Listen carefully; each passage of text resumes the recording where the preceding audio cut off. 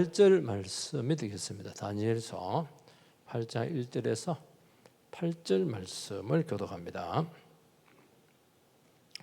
나 다니엘에게 처음에 나타난 환상 후 벨사살 왕 제3년에 다시 한 환상이 나타나니라.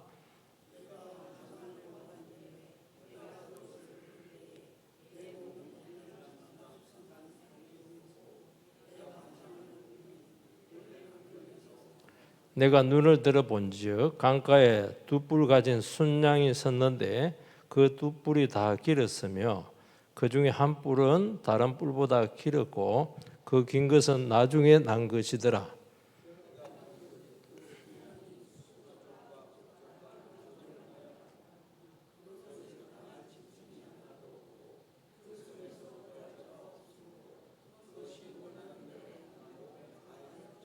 내가 생각할 때 순념소가 서쪽에서부터 와서 온 지면에 두루 다니되 땅에 닿지 아니하며 그 염소의 두 눈 사이에는 현저한 뿔이 있더라.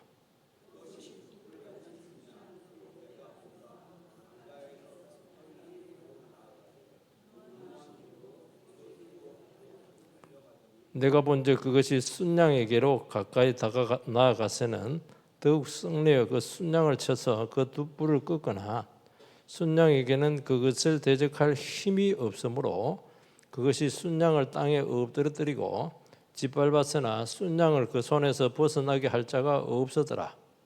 순념소가 스스로 심히 강대하여 가더니 강성할 때 그 큰 뿔이 꺾이고 그 대신에 현저한 뿔 넷이 하늘 사방을 향하여 났더라. 아멘.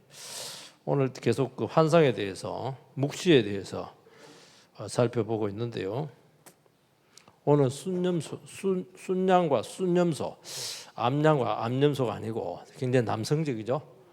순양과 순염소. 다니엘에 의해서 이제 환상이 주어지게 되었는데, 다니엘의 그 특징이 뭐냐니까 다니엘은 바벨론의 총리를 합니다. 바벨론을 망하게 한 나라가 메데파사입니다. 거기서도 역할을 합니다. 그 두 나라에서 다 역할을 이렇게 하고 있거든요. 순양과 순념소 이렇게 역할을 하고 있습니다. 그때 이제 그 바벨론에서 페르시아로 넘어가는 아주 혼란한 시기에 그 이스라엘 백성들이 그 포로기한이 나라가 망하고 나서 70년 만에 포로기한하게 되는데 이 포로기한을 누가 하냐니까 페르시아 왕 초대왕 고레스 왕에 의해서 이게 이루어지게 되는 것이니까 지금 바벨론에 있으니까 벨사살이 누구냐면 벨사살 왕이 바벨론의 마지막 왕입니다. 성전에서 가져온 그 술잔을 가지고 술 마시다가 하나님이 쳐서 그날 죽어버렸어요. 그때니까 얼마나 혼란한 시기였어요, 그죠? 그때 하나님께서는 다니엘에게 환상을 보여주고 있습니다. 환상. 국제 정세가 경랑처럼 국제 정세가 바뀌게 될 텐데 여기서 하나님 백성들이 어떻게 생존할 것인가? 생존의 문제, 신앙을 지키는 이런 문제들, 그리고 경랑 속에 휩쓸리게 되는 국제 정세를 우리가 정세를 어떻게 바라볼 것인가 하는 이런 문제들, 이런 복잡한 문제들이 여기에 개입되어 있다는 전제 아래에서 이 문제를 봐야 될 것입니다. 지금 우리 한반도도 지금 굉장히 위험한 데입니다. 한반도가 왜 위험하냐니까 세계에서 제일 큰 나라들은 여기 다 포진되어 있습니다. 북쪽에는 러시아, 그 다음에 옆쪽에는 중국, 차이나, 그 다음에 오른쪽에는 일본, 그놈에는 미국, 그리고 제일 세상에서 지금 악독한 북한 정권이죠. 북한 백성들은 불쌍해요. 근데 정권은 악독합니다. 그러니까 우리나라가 꼭지점이에요. 꼭지점. 있는데 굉장히 위태롭습니다. 제일 불안정한 곳이 이제 이쪽인데 또 북한에는 이제 핵까지 이제 개발하고 이런 상황이죠. 여기서 이제 하나님께서 우리에게 주신 시각이 뭘까? 국제적 시각. 여기서 어떻게 우리가 생존을 할 것인가? 이건 아주 중요한 우리에게 질문이 될 것입니다. 우리가 어떻게 생존할 수 있어요? 그거는 국방력을 강화시키고 나라를 부강하게 만들고 되게 이렇게 생각을 많이 하고 있죠. 우리나라에 여러 가지 그 주위에 그 아주 세계에서 제일 강하고 악한 족속이 있다고 하는 것 뭘 얘기하냐니까 우리나라가 굉장히 위태하다고 하는 것은 언제 우리나라 전쟁이 터질지 모르고 쉽게 말해서 맞을 가능성이 많아요. 여러분 때리는 걸 뭘로 때립니까? 때리는 거. 아이고 그 꿀밤 요건 때린 게 아니죠. 선생님들 꿀밤 이렇게 하고 이렇게 하는데 때리는 건 뭘로 때리냐? 몽둥이. 사실은 우리 주위에 있는 그 나라들은 몽둥이입니다. 몽둥이를 들게 하면 됩니까? 안 됩니까? 요거는 외부 몽둥이. 러시아라든지 북한이라든지 중국, 차이나 같은 경우는 외부 몽둥이. 그럼 우리 안에는 몽둥이 없어요? 우리 안에 내부 몽둥이 있어요. 내부 몽둥이. 뭐가 있겠습니까? 내부 몽둥이. 암적인 존재도 있죠. 우리나라 안에서 잠식하고 있는 아마 여러분들이 말만 들으면 금방 내부 몽둥이가 있습니다. 그러니까 우리는 안팎으로 몽둥이를 지금 안고 살고 있는 거예요. 여기서 하나님의 백성들이 어떻게 해야 됩니까? 이거는 누가 준비한 거예요? 이거 하나님이 준비한 겁니다.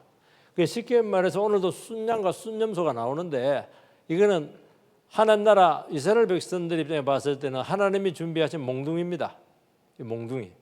몽둥이다 그렇게 생각하면 이제 잘 생각해야 되겠죠. 하나님께서 이들을 풀어버리면 막 하나님 백성들이 무조건 많이 맞게 돼 있습니다. 안 맞아야 되겠죠. 몽둥이의 특징, 인정사정이 없다는 거예요. 그리고 막 유린을 합니다. 이제 하나님께서 다니엘에게 이런 환상을 보여주신 이유는 뭐죠? 하나님 이런 상황이 오지 않도록 해라. 몽둥이 찜질 당하지 않도록 미리 막아야 돼요. 막는 방법 뭐죠? 막는 방법 미리 회개하면 돼요. 미리 울면 돼요. 미리 낮추면 돼요. 그리고 비록 몽둥이 찜질이 왔다. 그렇게 해서는 어떻게 해야 됩니까? 기간을 단축을 시켜야 돼요. 기간. 그래서 이런 징계와 고통을 당하고 이렇게 할 때 우리는 스스로 자포자기하고 무너질 수가 있습니다. 그런데 이게 하나님께 주신 몽둥이다. 그리고 그 몽둥이 찜질 기간은 정해져 있다. 그러면 참으면 돼. 참아라 참나무야 참아라. 참으면 돼요. 그걸 얘기하는 거예요. 몽둥이가 안 오면 좋고 몽둥이가 비록 왔더라도 그거 오래 가지 않는 것이니까 빨리 회개하고 참아라. 이제 그 얘기를 하고 있는 것이죠. 그러면 하나님께서 얼마든지 너희들이 변하기만 하면은 오늘 오전 말씀한 것처럼 회개하기만 하면은 잘 견디기만 하면은 하나님께서 얼마든지 상황은 바꿔줄 수가 있다. 이게 뭐냐니까 이게 8장 그 묵시 내용의 핵심입니다. 우리에게도 똑같은 거예요. 우리나라 지금 내부 몽둥이가 막 들썩들썩 하고 있는 것 같아요. 우리끼리 안에 내전 나고 싸우면 안 되잖아요. 그죠? 지금 체제 전쟁이라는 게 뭘 얘기했냐? 체제 전쟁. 이게 몽둥이에요. 쉽게 몽둥이. 나라를 근본적으로 바꾸는 거잖아요. 그죠? 여기서 지금 굉장히 긴장하고 있습니다. 누가 이길 것인가? 이런 부분들에 대해서 이 몽둥이입니다. 이럴 때일수록 어떻게 해야 되겠죠? 우리가 1절 2절 같이 한번 읽어보십시다. 자, 1절 시작. 나 다니엘에게 처음 나타난 환상 후 벨사살 왕 제3년에 다시 한 환상이 나타나니라. 내가 환상을 보았는데 내가 그것을 볼 때 내 몸은 엘람 지방 수산성에 있고 내가 환상을 보기는 을레 강변에서니라. 여기 보면 처음 그 환상이 나타났을 때가 7장입니다. 7장. 7장에서 환상의 특징이 뭐죠? 하나님께서는 전 제국의 큰 조감도를 그려주었습니다. 바벨론, 그 다음에 페르시아, 그 다음에 헬라, 그리스죠? 로마. 세계는 이 제국들에 의해서 움직이게 되게 될 것이다. 그리고 바벨론은 사자, 페르시아는 곰, 헬라는 표범, 로마는 괴물. 로마는 괴물이에요. 괴물입니다. 그러니까 이거는 어때요? 굉장히 그 맹수들입니다. 굉장히 강한 나라예요. 그러니까 세상을 지배하고 있는 나라들은 굉장히 강력하다는 것입니다. 힘도 세고 국방도 세고. 그런데 오늘 그 결론적으로 미리 보여줍니다.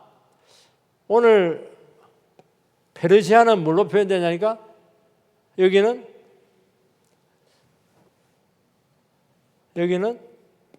순양. 여기는 분명히 곰인데 여기는 순양입니다. 헬라는 무엇이죠? 헬라는 순념소.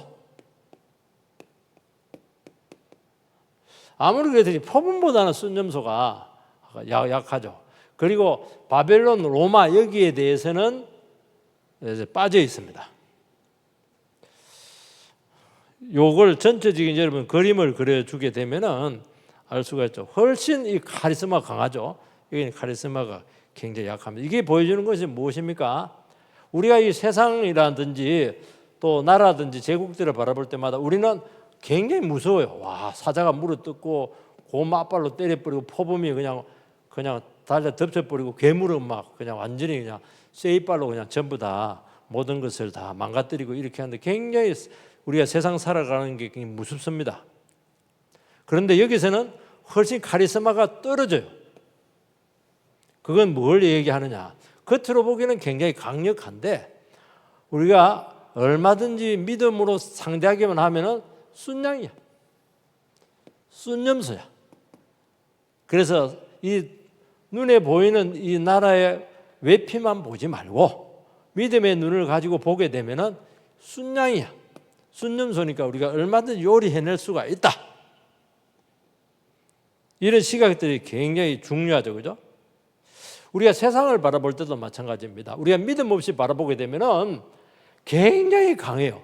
세상을 극복할 수가 없어요. 굴복할 수밖에 없고 세상을 따라갈 수밖에 없고 동할 수밖에 없습니다. 그런데 우리가 하나님의 말씀을 가지고 말씀의 시각으로 믿음의 시각으로 바라보게 되면은 세상이라고 하는 것이 어떻게 되느냐? 이렇게 바뀌는 거예요.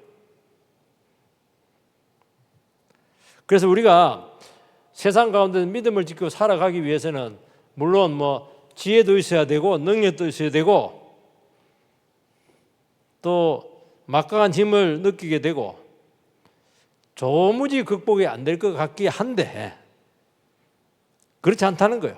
우리가 믿음만 가지고만 하면은 어떻게 된다고요? 이상하게 겁이 없어져. 그래서 예수님께도 그랬잖아요. 내가 세상을 이겼노라. 너희들도 얼마든지 세상을 이길 수가 있다. 직장 가니까 막 상사가 막 너무 무섭고 요즘 같이 막 도움 안 되면 팍 잘라버리고 이렇게 할 때 굉장히 또 막 지적하고 그러면 무섭거든요. 그때 우리가 믿음을 가지고 바라보면 사자 같은 상관이 순양으로 바뀌어 있어. 표범 같은 이런 날카로운 사람이 순념소로 바뀌어 있어. 물론 들이받긴 하겠지만 그 표범이 들이받는 거하고 쓴 염소가 들이받는 거. 저도 염소 키워봐서 아는데요. 염소가 성질이 그거 참 못되긴 한데 그래도 들이받는데 귀여워. 여러분 세상이 귀여워. 아유 귀여워라 똥강아지들 이렇게 하면서 얘기하는 거예요. 여러분들이 세상을 겁을 내면 됩니까 안 됩니까? 내지 마시기를 바랍니다. 여러분들이 그러면 이제 결론이 나와요. 무슨 결론이 나오냐?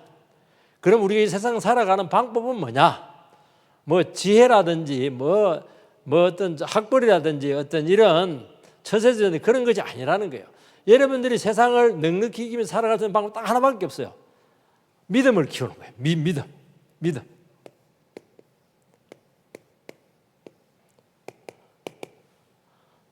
여러분 직장 생활 잘하려면 어떻게 해야 됩니까? 일을 잘해야 돼요. 그리고 요즘은 보니까 저도 생각이 많이 바뀌는데 옛날에는 공부를 잘하면 성공한다 생각을 많이 했어요. 근데 요즘 보니까 내가 봐도 우리 친구들 보고 이렇게 해도 공부 뒤에 못하는 것들 막 빌빌거리는 것들 이런 것들 보면 나중에 막 펜처 끌고 오고 막 잘 살아. 꼭 공부하고는 다르더라고. 돈 버는 재주하고 암기해서 시험 잘 치는 재주하고 달라. 저는 이제 시험 잘 치는 이쪽인데 그 달라요. 뭐 얘기다 이렇게 하는지 모를 텐데 여러분들이 뭐냐니까 결국에는 이 세상을 성공적으로 살아갈 수 있는 방법 믿음을 키우는 겁니다. 그래서 여러분들이 어떻게 하냐면 어떻게 믿음을 키우는가? 이게 굉장히 중요한 숙제죠. 굉장히 중요한 숙제입니다. 하나님께서는 우리를 하여금 세상에 보내기 전에 믿음을 키워놓습니다. 믿음을 키우려면 어떻게 해야 돼요? 믿음을 키우려면 훈련을 해야죠. 어떻게 훈련시킵니까? 연단을 시킵니다. 연단을 시키는데 하나님께서 세 가지 방법을 씁니다. 첫 번째 방법, 경제, 물질로 칩니다. 두 번째, 병으로 칩니다. 돈이 없으면 불편해. 요즘 최근에 우리 사모랑 얘기했는데 여보 우리도 나이가 많아야 되면 돈 없으면 불편하겠지 힘들겠지 그 얘기하는데 하모 이렇게 얘기했죠. 하모가 뭔지 알아요? 맞아 그 얘기했습니다. 나이 들어가서 돈 없으면 참 고달퍼요 여러분들. 고달픕니다. 그래서 경제적으로 쳐요. 그러면 살기가 너무 팍팍하고 힘들어. 병으로 칩니다. 이 병은 문제가 뭐냐니까 이게 죽을 수가 있어. 세 번째는 뭘로 치냐니까 관계로 칩니다. 관계. 괴로워. 가는 데마다 나를 괴롭히는 사람이 그렇게 할 때. 그러면서 이걸 통해서 어떻게 하면 연단을 시켜요. 연단. 하나님께 주로 쓰는 무기가 바로 이겁니다. 연단을 씁니다. 그래서 어떻게 여기서 이걸로 끝나면 안 돼요. 한 번 더 들어가 있어야 돼요. 어떻게? 여기서 죽음을 한번 경험을 해야 돼. 내가 정말 죽었다. 그래서 한번 죽다 살아나면은 그때부터는 특징이 하나 있어요. 겁이 안 나. 한번 죽어봤기 때문에. 그래서 웬간한 거는 다 그냥 전부 다 아이고 귀여워라. 아이고 갖고 놀기 좋네. 이렇게 하면서 여러분 이겨내는 거예요. 그래서 여러분들이 그래서 기독교는 이 죽음의 종교입니다. 죽음의 종교. 죽다 살아나야 돼요. 죽으면 부활하니까. 그래서 하나님께서는 우리 하여금 이 세상을 내보낼 때 바로 연단을 통해서 믿음을 자라는데 가장 강력한 이 세 가지 중인데 이런 것들을 통해서 한번 죽다 살아나요. 죽다 살아나면 눈에 비는 게 없어. 눈에 보이는 게 없어. 어떤 게 성질, 불투성질하게 눈에 비는 게 없던데 그거는 아닙니다. 그거는 파괴하는 것은 아니고 어차피 한번 죽었는데 두 번 못 죽어 이렇게 하는 거예요. 그래서 웬간한 아무리 곰이 오고 사자가 오고 이렇게 해도요. 물론 좀 겁나죠. 그런데도 아이고 또 이것도 지나가겠네 이렇게 하면서 이거 쉽게 문제를 극복을 해낼 수가 있다는 것을 알 수가 있습니다. 그래서 여러분들이 죽는 것을 겁을 내지를 마라. 그리고 여러분들 중요한 게 뭐냐니까 그 마귀는 자꾸 혼돈을 줘요. 어떤 혼돈을 주냐니까 착시 현상을 줍니다. 그래서 우리가 생각할 때 요게 진실이냐, 요게 진실이냐, 요 두 가지로 늘 왔다 갔다 하게 만들거든요. 믿음이 없을 때는 이게 막 세상이 막 사자가 되고 표범이 돼요. 근데 믿음이 딱 있을 때는 그냥 순양이 되고 순념소가 된다는 것을 알 수가 있어요. 착시 현상을 준다는 것을 알 수가 있어요. 믿음이 있을 때는 이렇게 되고, 믿음이 없을 때는 이렇게 되고, 믿음이 있을 때는 이런 식으로 이 착시 현상을 두는 거거든요. 그러면 어떻게 해야 되느냐? 내가 지금 요 시각을 가지고, 이게 세상의 시각이거든요. 요 시각을 갖고 있으면 어떻게 해야 됩니까?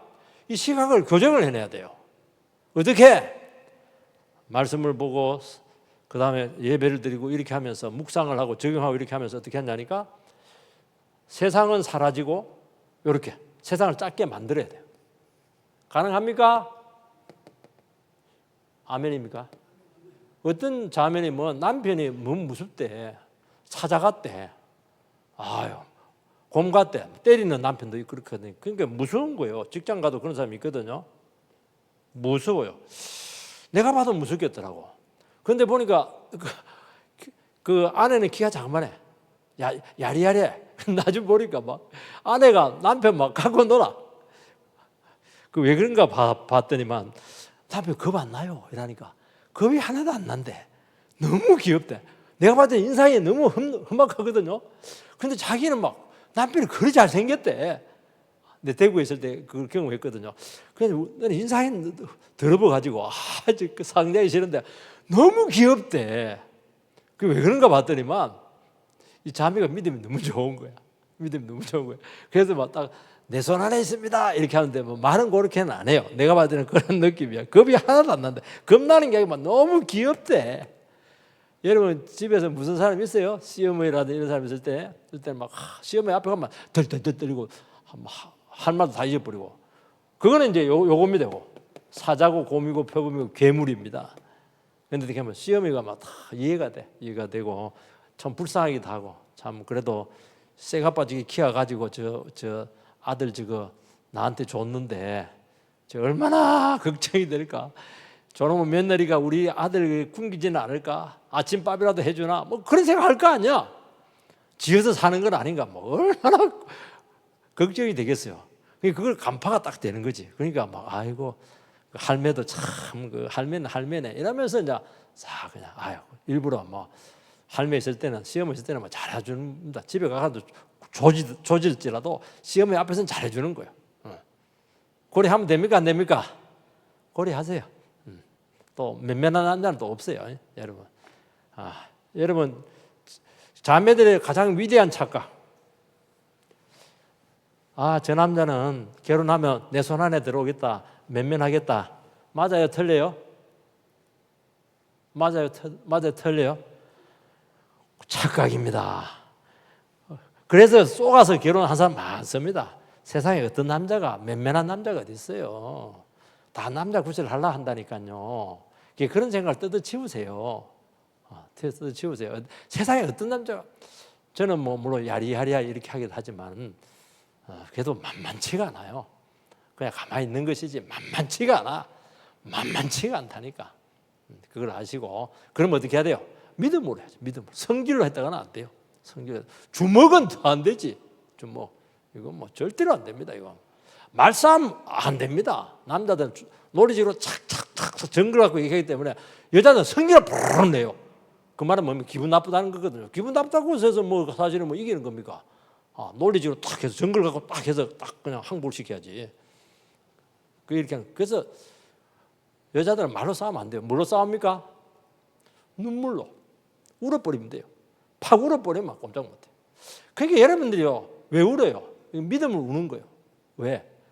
저놈 인간 뭐 바꿀 수는 없고 데리고 살 수는 없고 그런다고 해서 이혼할 수도 없고 괴롭다. 그래서 퍼질러 앉아서 우는 거예요. 그럼 이기는 거예요. 우는 게 뭐예요? 하나님 도와달라는 거 아니에요.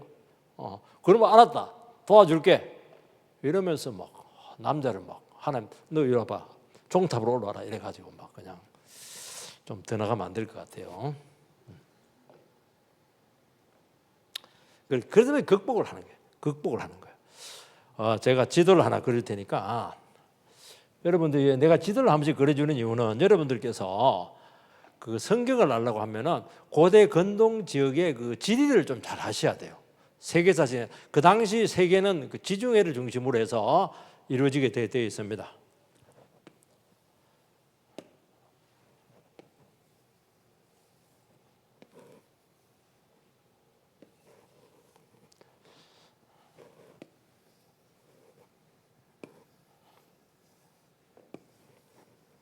요게 이제 여기가 지중해입니다. 여기가 수리아, 터키지요. 시리아, 그다음 수리아, 터키지요. 여기가 이제 이스라엘. 여기가 이제 이집트, 애국. 그 여기가 그 당시로 바벨론입니다. 바벨론에 보면 유명한 강이 있습니다. 여기 유프라테스, 티그리스 강. 그래서 아브라함의 고향이 갈대아 우르인데 유브라스 강과 티그리스 강 그 사이 여기. 그러니까 그 당시 4대 문명 발상 지역이 아브라함이 살던 곳이에요. 갈대아 우르. 갈대아가 원래 갈대아라는 것이 바벨론의 전신 이름이에요. 갈대가 많다는 게 아니고 갈대아 우르라는 곳이 있어요. 여기가 그 당시 최고 문명 발상지였죠. 4대 문명 발상지. 여기인데 그런데 여기가 이제 그 바벨론인데 이제 지금 다니엘이 여기 지금 있어요. 마지막 여기가 뭐냐면 여기가 위에가 메대, 여기가 파사. 그 나중에 이제 파사가 지금 페르시아입니다. 그래서 나중에 메대하고 파사 연합군이 바벨론을 쳐버립니다. 힘을 합쳐가지고. 그래서 지금 다니엘이 예언할 때가 뭐냐니까 벨사살 왕입니다. 벨사살 왕. 벨사살 3년이 아마 이 사람이 오래 통치를 못했기 때문에 벨사살 3년에 아마 망한 것으로 알고 있어요. 아니면 그 다음인가. 그러니까 나라가 망하기 직전이에요. 환상을 어디서 보느냐니까 메데 파사의 수도인 수산성. 저기 에스더도 보면 수산성 나오잖아요. 수산성입니다. 그 수산성을 둘러싸고 흐르는 강이 을레강이에요. 을레강. 을레리 꼴레리 맞나? 여기에 을레강 맞네. 여러분 내가 놀리기 위해서 그렇게 하는 것이 아니고 잘 외우도록 하기 위해서 그렇게 하는 겁니다. 을레리 꼴레리 이렇게 하는데 이 수산성을 옛날에 고대 도시는 물을 끼고 있어야 돼요. 왜냐하니까 방비를 위해서도 수자원을 위해서 그렇게 되어 있거든요. 베이징에 가니까 자금성 보니까 그 주위를 그 해자를 팠더라고. 물을 이렇게 흐르게 하는 것은 그거는 방어용을 위해서 이렇게 하는 것을 알 수가 있어요. 일본 가니까 전부 다 해자를 다 팠어요. 우리나라는 안 팠어요. 우리나라 믿음이 좋아가지고. 근데 여기가 자기는 지금 바벨론에 있는데 망하기 직전에 있는데 환상을 통해서 어디로 갔냐니까 여기로 갑니다. 여기로. 그래서 여기서 을레 강변에서 예언을 하고 있는 거예요. 배경을 좀 알겠죠? 여기 가서 왜 여기서 예언을 해? 여기서 안 하고 역사의 주 무대가 여기서 여기로 옮긴다는 거예요. 미리 하나님께서 어떻게 하냐니까 미리 가서 여기서 준비를 시키는 거예요. 하나님 백성들. 결국에 그 나중에 어떻게 하냐? 요 전 제국을 메데아 파사가 통치를 합니다. 통치를. 그 수도는 여기고. 그래서 여기서 중요한 건 뭐냐니까 두 나라죠. 메데 파사하고 나중에 이 나라를 집어삼킨 헬라. 그래서 메데 파사는 요것은 순양, 요것은 순념소. 요걸 지금 이야기를 하고 있는 것입니다. 그러니까 이제 그 7장에서 네 가지 짐승이라고 하는 것은 전 세계를 관통하고 있는 큰 그림이에요. 그리고 이제 8장에서는 와서는 그 예언의 그 대상이 누구냐 하니까 하나님 믿는 백성들이잖아요. 포로되어 간 이스라엘 백성들이거든요. 그들이 현재 처한 위치에서 환상을 묵시를 주고 있다는 것을 알았죠. 그게 훨씬 더 구체적이고 훨씬 더 사실적이에요. 그리고 그리고 범위가 좁아졌죠. 두 나라만 이야기를 했거든요. 그래서 여러분들이 하나님의 백성들은 어떻게 하냐니까 두 가지 시각을 가져야 됩니다. 전체적인 시각을 가지셔야 되고 그 가운데서 하나님께서는 어떻게 하냐니까 그 가운데 하나님께서는 어떻게 구속의 역사를 이루시는가. 그래서 세상 역사를 바라볼 때 여러분들은 세계사를 알아셔야 돼요. 세계사. 그렇지만은 세계사만 알면 안 되고 이 안에 구속사를 알아야 되는 거예요. 그래서 여러분들 서양의 역사는 사실은 교회사입니다. 그러니까 독일, 프랑스 이런데 우리나라는 그런 게 아니에요. 우리나라는 그냥 역사 연대기적인데요. 서양은 교회사입니다. 교회사. 세상이 흐르고 있는데 하나님께서 그 가운데 교회를 통해서 어떻게 세상을 다스리고 통치를 하게 될 것인가. 그래서 이게 섞여져 있어요. 그렇지만 우리는 이 세계 속에서 하나님께서 구속을 이루어 가시는 역사에 대해서 정통해야 돼요. 이것이 뭐냐? 이것이 오늘 말하는 것은 8장이에요. 이 세계사가 오늘 지난주에 말한 7장이에요. 이런 시각을 가지고 여러분들이 문제를 봐야 된다는 것을 알 수가 있습니다. 그리고 여러분, 이 페르시아가 얼마나 강한 나라인지 여러분들이 아셔야 됩니다. 이 페르시아가요, 나중에 페르시아가 역사적으로 한 번 정복이 됩니다. 한 번. 누구에서 정복이 되느냐? 알렉산더 대왕이 정복을 합니다. 그 뒤로는 정복이에요. 여러분, 이란이요, 엄청나게 큰 나라입니다. 이거. 엄청나게. 정복돼 본 적이 없어요. 로마가 정복을 하려고 했다가 들어갔다가 결국에는 정복을 못해요. 그리고 로마가 데리고 갔던 군사들이 여기서 완전히 포로가 돼가지고 못 돌아옵니다. 로마로 못 돌아와요. 언제 돌아오느냐? 예수님이 태어나가지고 그때 동방박사들이 와요. 동방박사들이 여기서 온 사람들이에요. 그러니까 그 로마 군인들 그 당시 사람이 가가지고 이제 메시아에 대해 이야기를 한 거예요. 메시아 얘기를 하고 있다가 하늘에 별이 떠오르니까 메시아가 태어났구나. 이렇게 해서 동방박사 세 사람이 오게 되는데 그들이 어떻게 성경을 알게 되었겠는가?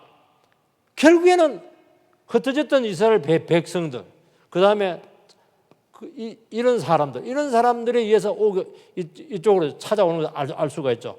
그래서 여러분 이란이라고 하는 지금 이란이 미국한테 두들겨 맞고 있는데 정말 큰 나라였다는 걸 알 수 있고 세계사적으로 한 번도 정복당한 적이 없고 그러니까 여러분 알렉산더가 얼마나 대단한 줄 알겠죠. 그런 전체적인 배경을 가지고 보시기를 바랍니다. 첫 번째는 그래도 수양에 대해서 하나만 우리가 공부를 하도록 하겠습니다. 수양은 이제 두 뿔을 가지고 있어요. 뿔 두 개. 그런데 뿔이 이제 두 개가 있는데 나중에 나온 뿔이 요것을 잡아먹습니다. 요게 뭐냐? 매대. 요게 파사. 그래서 결국에는 어떻게 하냐니까 페르시아가 완성이 돼야 됩니다. 바사 제국이죠. 그죠? 그러나서 어떻게 하냐니까 북쪽으로 요즘 오늘 말하면 이제 카스피해, 아르메니아, 서쪽으로 시리아, 남쪽으로 이집트 이렇게 해서 전 세계에 대해서 확장을 하는 것을 알 수가 있어요. 정복을 합니다. 정복. 그러니까 이 페르시아라고 하는 나라는 어떻게 하냐? 팽창 정책을 써가지고 무한 힘을 사용을 해요. 스스로 강해졌죠. 힘을 무한정 키우는 것이 뭐냐니까 이게 페르시아고 이게 세상이다. 그 정도만 이야기를 해줘도 될 것입니다. 그리고 여러분들 힘을 가지고 키운 것은 반드시 결과가 뭘로 나타나게 되냐니까 자기 힘으로 성장하고 큰 사람들의 특징은 교만입니다. 교만이 뭐냐? 스스로 높아지는 것이 교만이라고 하는데요. 그거는 정확한 정의는 아니에요. 사람들이 제일 높아지려고 하면 어디까지 올라갑니까? 올라가는데 어디까지 올라가면 하나님까지 올라가죠. 그러니까 교만이라고 하는 건 뭐냐니까 하나님의 자리를 찬탈하는 거예요. 하나님이 있어야 될 자리를 내가 들어가는 거예요. 그래서 요거는 뭐냐? 요게 되면은 하나님은 우상을 용서 안 하거든요. 하나님 짠. 그러면 파괴를 하는 겁니다. 파괴를 해요. 이 고만은 그래서 어떻게 하냐면 고만은 멸망에 반드시 멸망합니다. 그 이유는 뭐냐니까 고만은 반드시 브레이크가 없어. 브레이크가 없어. 그러니까 한없이 올라가요. 어디까지? 하나님의 보좌까지. 그거는 안 되지. 그러면 하나님께서 심판을 하는 거예요. 이게 뭐냐니까 하나님의 섭리의 원리다 하는 것을 알 수 있죠. 자기가 하나님 일치했으니까 이것이 우리에게 어떻게 적용이 될 수가 있는가? 우리도 하나님 없이 이 세상 살아가게 되면 마찬가지예요. 우리는 무조건 커지려고 합니다. 이게 뭐냐니까 성공이에요.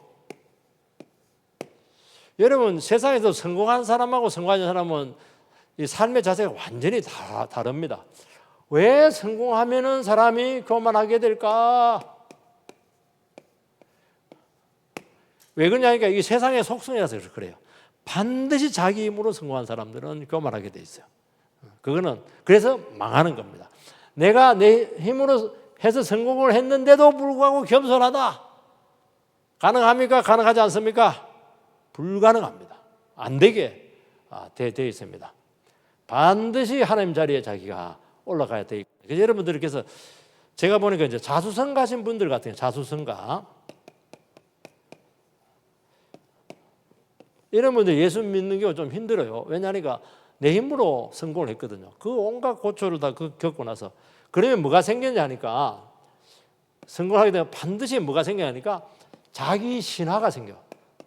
자기 신화. 신화가 뭡니까? 내가 신이라는 거예요. 자기 신화가 생겨. 요게 뭐냐니까 요게 사람을 거만하게 하고 망하게 만드는 거예요. 봐라. 나는 된다는 거예요. 그걸 이야기하는 거예요. 그래서 나중에 되니까 자기를 신처럼 군림하게 된다는 것을 알 수가 있습니다. 이게 뭐냐? 이게 세상이라는 거예요, 여러분들. 그래서 저는 이제 옛날에 드라마에 보니까 공신이라더라고요. 공신이 뭐 공신 이해를 못했어요. 나중에 보니까 그게 공부의 신이더라고. 또 우리 그 이창호 저는 바둑을 좋아하는데 그 사람을 뭐라고 했습니까? 신산이다. 신의 계산법을 가지고 있다. 진짜 계산 0점 반집으로 반드시 이기더라고. 그러니까 요즘은 공신 또 무슨 신 있노? 고무신은 아닙니다. 이게 뭐냐? 사람 마음속에 신이 되고 싶어하는 본성이 있다는 것을 알 수가 있어요. 제가 대구에서 목회할 때 그 아내 그 속옷 장사를 하시는 그 여집사님이셨는데 자기 남편이 정산도입니다. 정산도에서 제일 끝발에 놓고 도수가 높은 사람은 이제 신선입니다. 신선. 신이잖아요. 그 밑에 등급이라는 거예요. 그러면서 뭐라고 하냐니까 내가 교회를 가면 이게 네 남편이요. 그러면 기가 막히게 알아보고 어떻게 하든지 방해를 한다는 거예요. 그거 집요하게 근데 화는 또 안 낸대. 왜냐하니까 자기는 신이니까, 인간이 아니니까. 여러분 정산도가 뭐예요? 기의 흐름을 통해서 기입니다. 기가 뭐예요? 기. 이게 세상에 흐르고 있는 에너지입니다. 에너지. 이 에너지를 어떻게 내 몸으로 받아들여서 나를 인간의 한계를 극복해낼까? 이게 쉽게 말해서 정산도가 범신론이에요. 간단합니다. 그래서 단전호흡을 합니다. 단전은 배꼽 밑에 5cm짜리 있습니다. 그래서 단전은 여기가 이제 여러분들이 부실하든 이러면 여러분 힘아가리가 없어요. 우리나라는 이제 아랫배 밥 먹으면 아랫배가 볼록 올라옵니다. 밥심으로 일한다 했는데 꼭 그게 제가 봤을 때는 꼭 그게 뭐 근거가 없는 건 아닙니다. 그래서 요 배꼽 밑에 호흡을 이렇게 하면은 그 세상에 흐르고 있는 기가 우리 몸 속으로 들어와서 우리 병도 낫게 하고 초월적인 힘을 가지고 어떤 공중부양을 한다. 이렇게 초능력을 발휘한 병도 치료하고. 그렇게 하니까 체험이 있습니까? 체험이 없습니까? 체험이 많아요. 그러니까 이게 한 빠지면은 절대로 못 나온다는 거예요.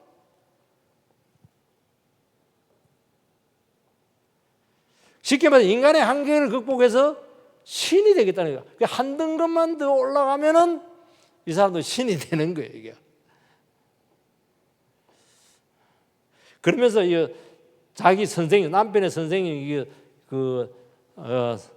신선이죠. 그걸 이제 선사라요. 선사. 신이 된 선생님, 선사인데 자기가 이렇게 봤대요. 와서 보니까 인간이 아니더래요. 어떻게 인간이 아니냐 이러니까 마음이 없더래. 마음이 없더래. 저는 이해가 안 되는데 그 안에 아무것도 없더래.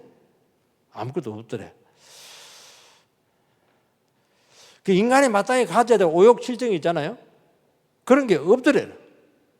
그런데 이상하게 거기만 갔다 오면은 알아맞힌다는 거예요. 기가 막힌 거예요. 그런데 목사님, 한 가지 비밀을 제가 알려 드리겠습니다. 그렇게 이야기를 하는 거예요. 남편이 정말 배울 점이 많은데 집에서 몰래 술을 마신다는 거예요. 독주를. 그래야 잠이 온대요.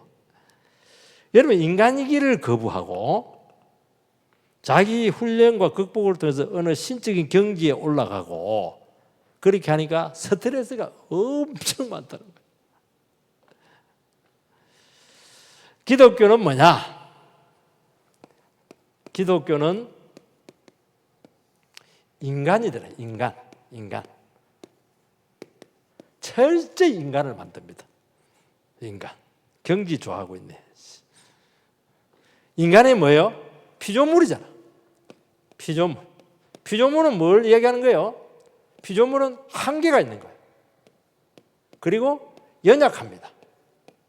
그리고 제일 쉽게 오염될 수가 있습니다. 이게 인간이에요. 이거. 그래서 여러분, 기독교는 어떻게 하냐? 이걸 깨닫 인간을 딱 손바닥 위에 놓고 보고 이것을 철저히 가르친다는 것을 알 수가 있죠.